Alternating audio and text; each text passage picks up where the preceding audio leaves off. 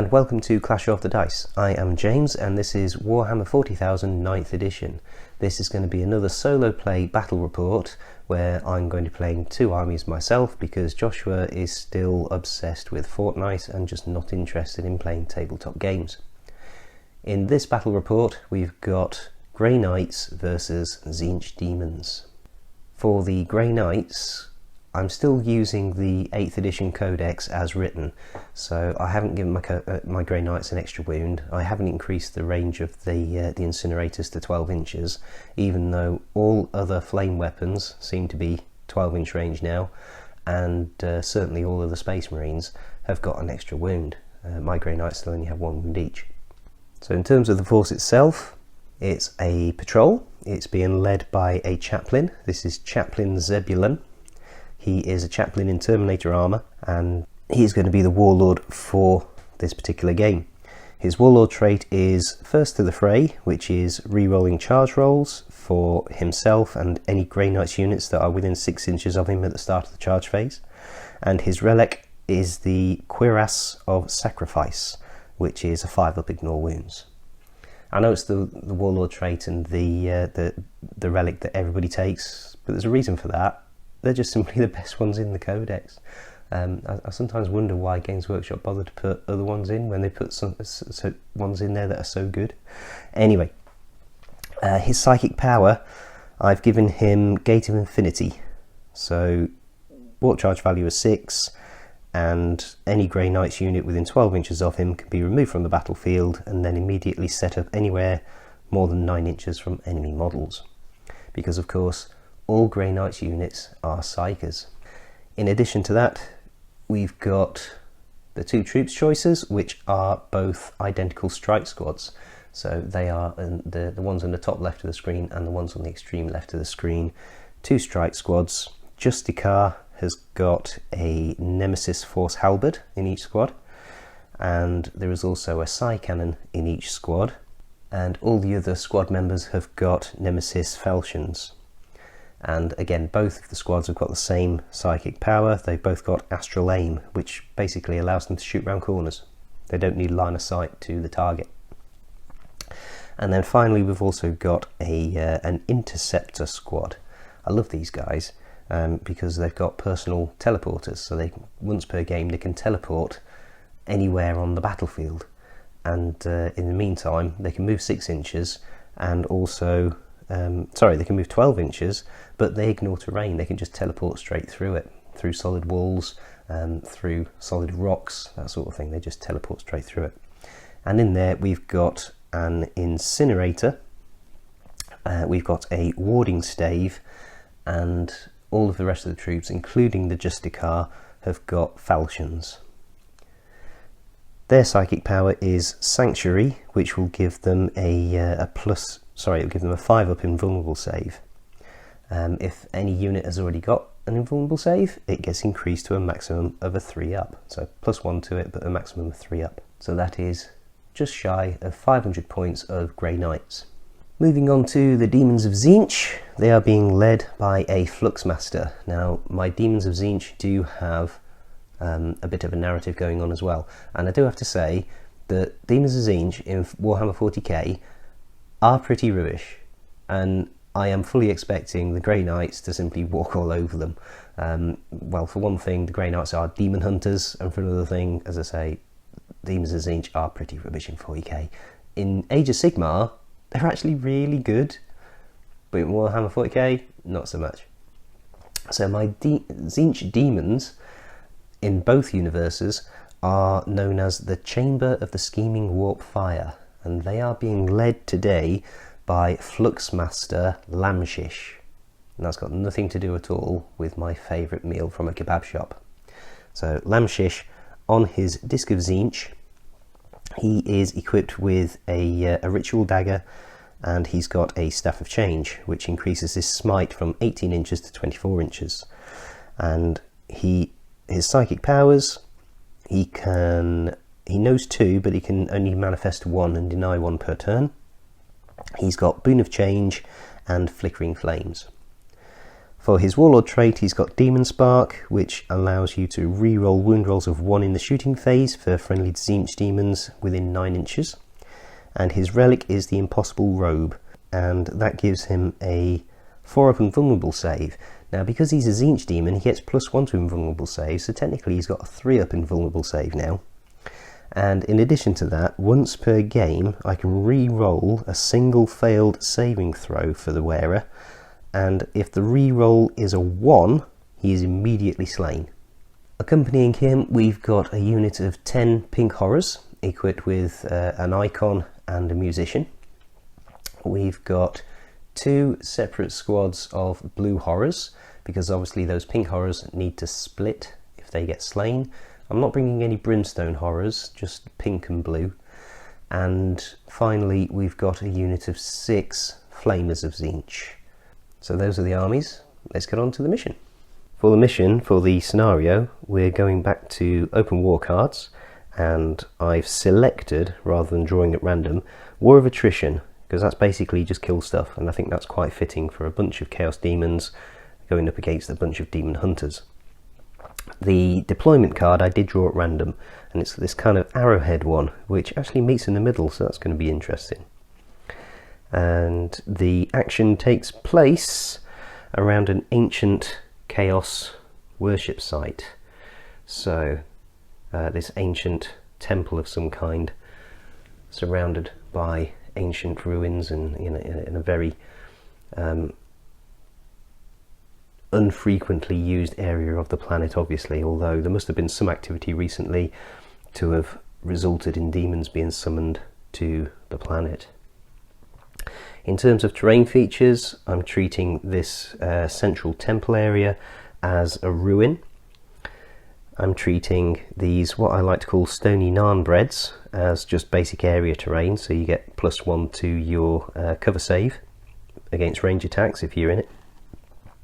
A lot of people use gravel, but that strikes me as being very messy, so I glued my gravel down to bits of foam board and then stuck flock on it.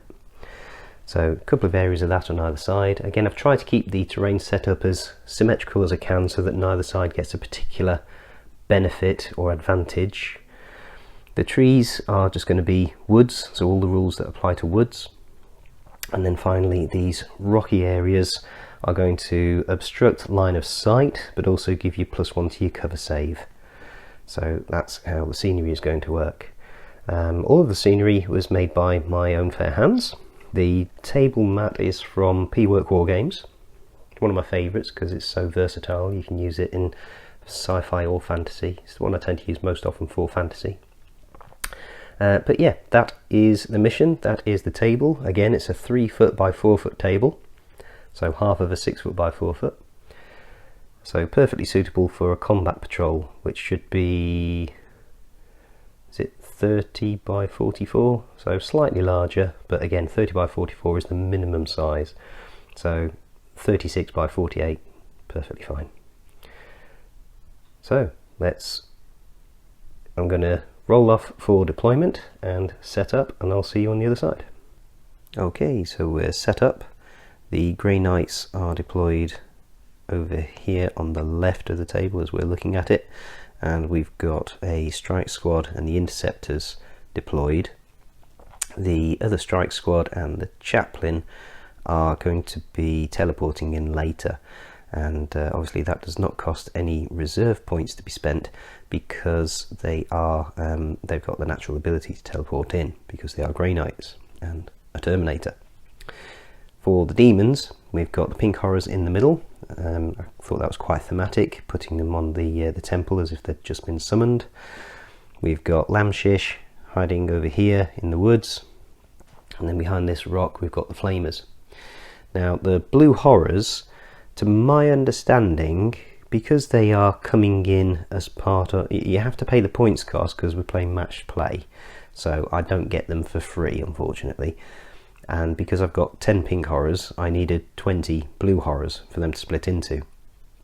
Now, it's my understanding that because they're not technically in strategic reserve, I don't need to pay command points for them not being on the table. That's my understanding, having read the rules around tactical reserves and strategic reserves. So yeah, they're not coming in as strategic reserves later in the game. They come in when one of these guys fails an invulnerable save. So that being said, that is the deployment. So I'll now roll off to see who gets choice of first turn, and that would be 6 for the Grey Knights. So I'm going to decide if the Grey Knights want to go first or second. So the Grey Knights elected to take the first turn. The strike squad has moved forwards ever so slightly, keeping in the cover of the rocks, although they are completely yeah, how they gain cover for being stuck on the side of a rock I don't know, but yeah, it's area terrain, so I'm saying they get a terrain. I think technically hills you don't get a cover save, but I'm saying this is area terrain. Anyway, so the strike squad has moved forwards and the interceptor squad has moved up next to them. And yeah, so going into the psychic phase. The strike squad started the psychic phase by casting astral aim on themselves, so they can now shoot round corners, so shoot things that aren't in line of sight, and also enemy units don't gain the benefit of cover. Sucks to be these guys. They then cast smite, and that passed on an 8, and Lamshish was just outside of denial range by about half an inch. So that does flat 3 damage against demons if it's a Grey Knight casting it. So 3 of the pink horrors have gone and been replaced by 6 blue horrors. Now this is could be where I don't do very well with Tzeentch demons, because what you can do is destroy the pink horror, which gets replaced by 2 blue horrors, and then destroy a blue horror and a blue horror.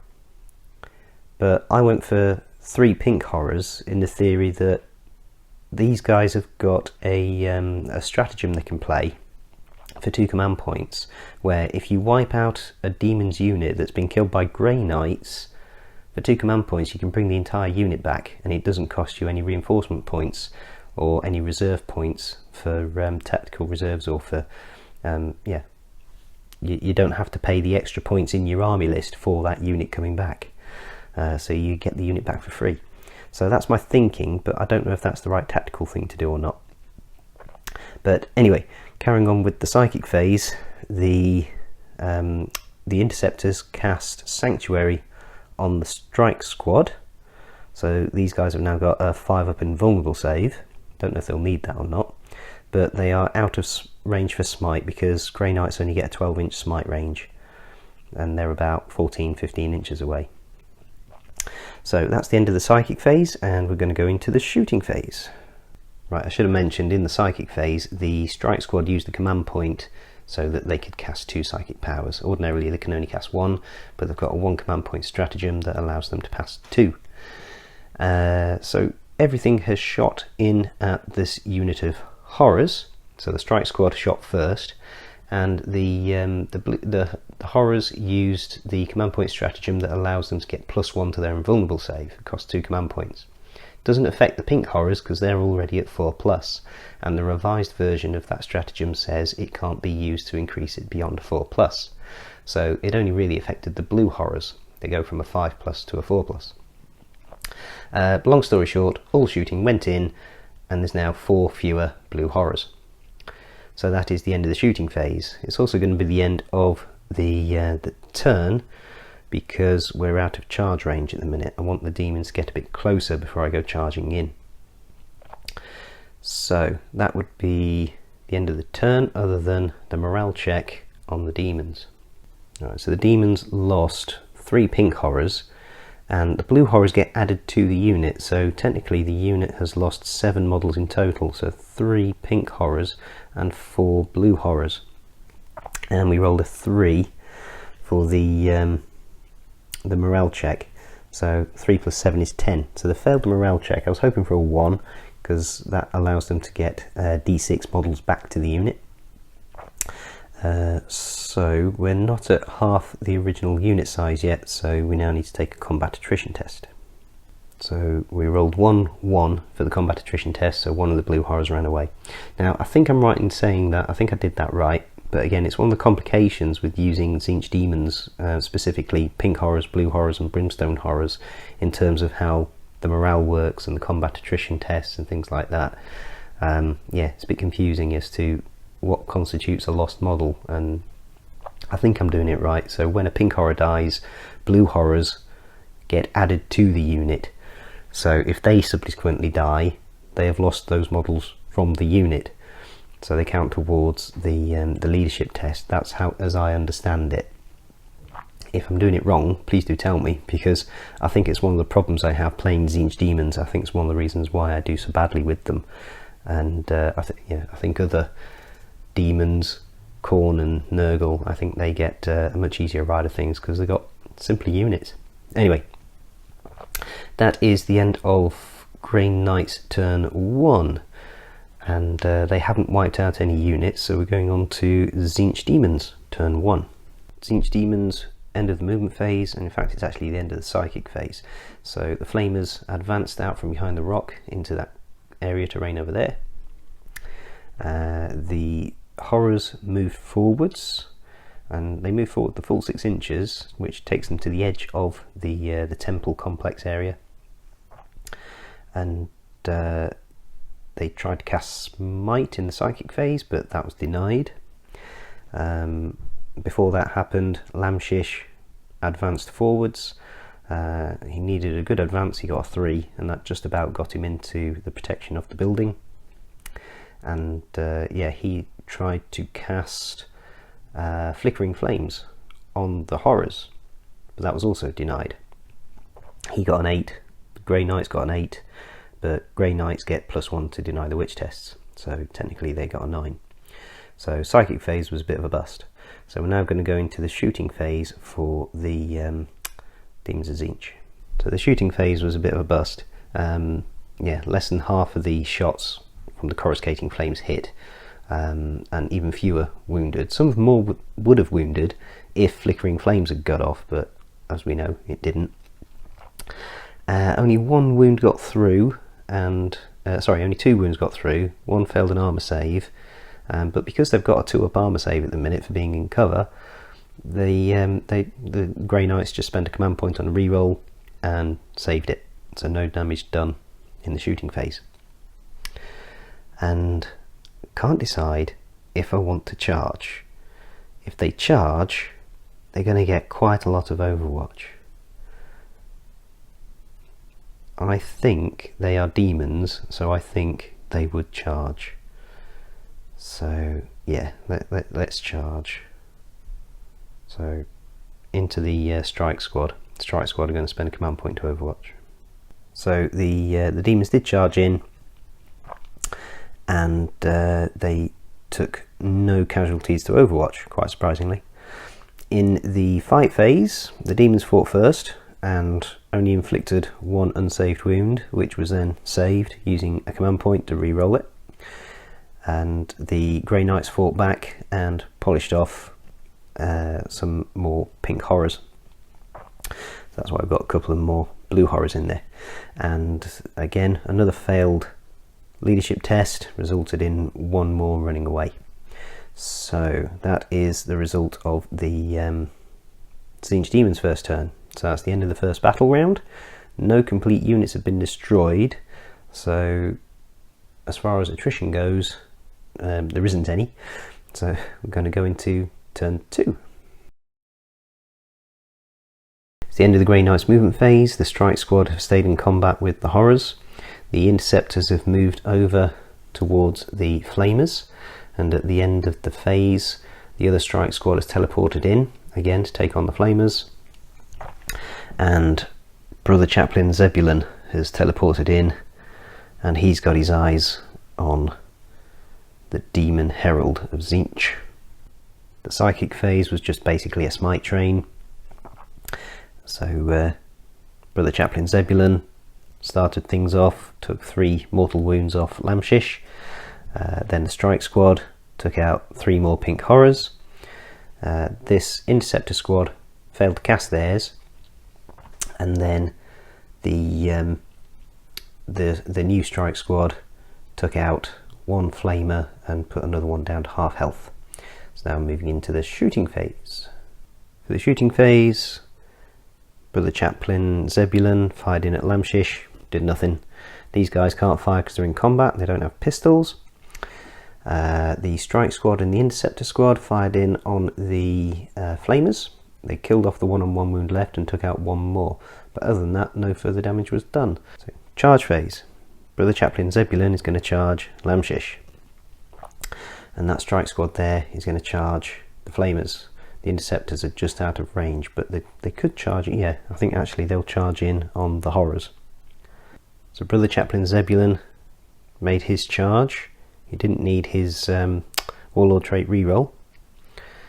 These Interceptors made their charge, and over here the Flamers spent a command point on Overwatch, and the number of dice they rolled on 3d6 was pretty rubbish. One of them was a 1, so they spent a command point to re-roll it and got a 2.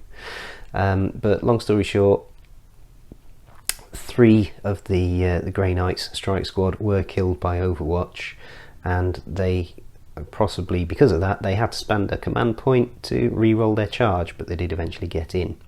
So now we're going on to the fight phase. So Brother Chaplin Zebulun took down Lamshish. Lamshish has been banished back to the warp, and I don't have 2 command points to bring him back because all the command points were spent on Overwatch. The Interceptors did a fair amount of damage, and the Horrors fought back. The blue Horrors went into the Interceptors, did nothing. The pink Horrors went into the Strike Force in the ongoing combat. Strike Force hit back, and long story short, there's now 2 pink Horrors and 1 blue Horror left at the end of the morale phase, because they failed morale and 1 more ran away, and that's all that's left. And then finally, over here, the Flamer that was on, 1 Flamer died, 1 was put down to 1 wound, and that one ran away in the morale phase, with the Flamers doing no injuries back to the Strike Squad over here. So that's the end of Grey Knights turn 2, so I'll now move into Tzeentch Demons turn 2. So the Demons of Tzeentch turn 2 over really quickly. Nobody moved. This Flamer shot into combat because its Flamer weapons are pistols, and killed one of the Strike Squad over there. Over here in the ongoing combats, the Horrors did no damage. The Strike Squad struck back and took out the remaining pink Horrors. And again, long story short, at the end of the leadership phase, there's only 2 blue Horrors left on the battlefield. So I should have mentioned over here, the Grey Knight Strike Squad over here did take a leadership check at the end of the last turn, and they passed. So we're going to move into Grey Knights turn 3, but there's only 3 models left on the table, so I think it's pretty much a foregone conclusion, seeing as the Demons of Tzeentch have not killed a single unit, whereas the Grey Knights have killed 1, 2, 3, nearly 4. Yeah, that's a tabling for the Grey Knights against the Tzeentch Demons. No Demons left on the table. This Strike Squad Justicar managed to finish off the last Flamer with a smite, and then oddly enough the smites from these 2 units both failed, so they had to do it with good old-fashioned Holy Incinerator fire, which took out the last remaining 2 blue Horrors. Now yeah, I think that's possibly because, as I say, I never do well with Tzeentch Demons in 40k. In Age of Sigmar I do pretty well, but the rules are very different. They've got longer range for one thing in Age of Sigmar. But yeah, for some reason I just can't get my Tzeentch Demons to work in 40k. And the Grey Knights certainly didn't suffer from only having 1 wound each and only 8-inch flamers. So I think, say Hypal would argue that this is the way it should have been. This is, you know, Grey Knights coming in against a bunch of lesser demons. This is just a Tuesday for them. So I think when all things are considered, narratively, if this was a story, this is the way it would have panned out. So that was that. Yeah, thank you very much for watching. Please continue to like, comment and subscribe, and if you've got any tips for me for using Tzeentch Demons, please do let me know in the comments below. And yeah, other than that, I'll see you in the next one. God bless.